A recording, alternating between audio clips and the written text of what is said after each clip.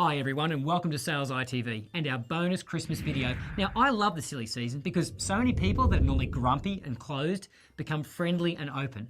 But this only happens for a limited amount of time. So as salespeople, we need to take advantage of it. So we thought we'd wish you a Merry Christmas and give you a few tips on how to get the most out of your selling in December and January.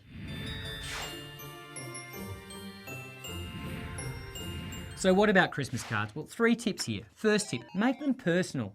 Now, I may be a bit of a Grinch, but Christmas has become incredibly commercial. And every time I receive an impersonal Christmas card, I'm more likely to cringe than get excited. A Christmas card that just has a bunch of signatures and a generic message on it really doesn't say a lot for the relationship.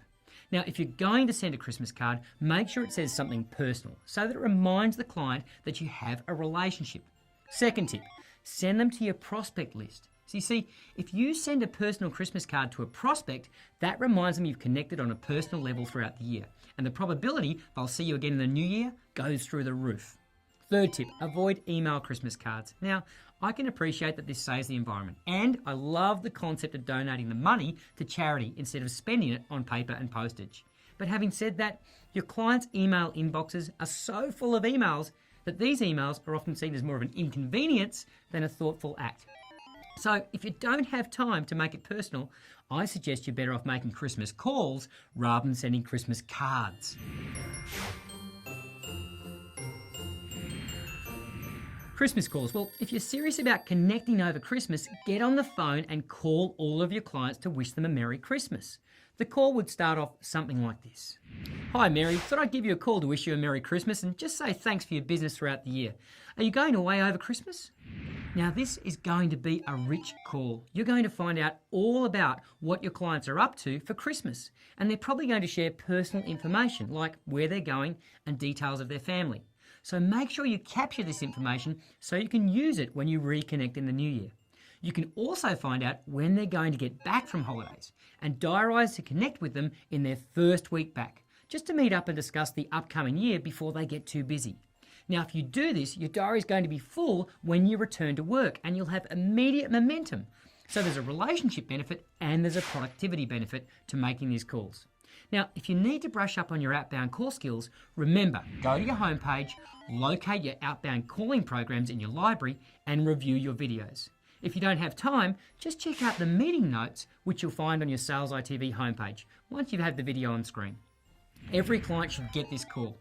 And if you claim to have too many clients to do this, it's time to admit they're probably not really clients, they're just account numbers.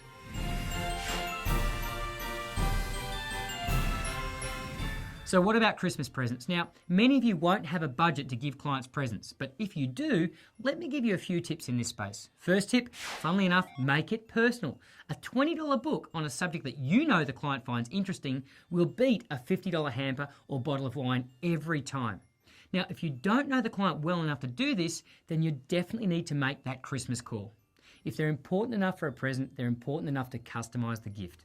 Second tip, be culturally sensitive. Not everyone celebrates Christmas, so please be sensitive to this. Also, not everyone drinks, so sending out bottles of wine is not always the smartest thing to do.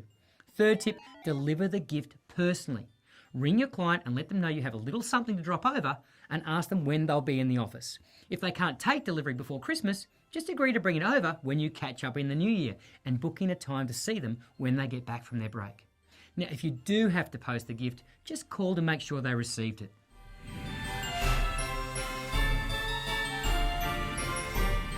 Now, what about Christmas events? Well, many of you are going to be going to client functions and Christmas events, and these represent a fantastic opportunity to reconnect and meet new people. First tip, commit to staying in control. Christmas is called the silly season because people get a bit silly.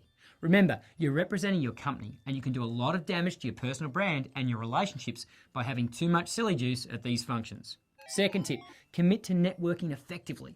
Christmas is a fantastic opportunity to meet lots of new people you can talk to in the new year. So make sure you review all the content on networking on your SalesITV homepage, and in particular, the content around setting goals for introductions and being more interesting. In case you don't remember, there's even questions to ask people in your session notes. Third tip, finish your year by writing out a list of the people you need to connect with in the new year. Put it on your desk or in your calendar for the day that you return and get straight on the phone the day you're back in the office. Remember, sales is all about momentum, and it's just too easy to waste the first few weeks back in the office.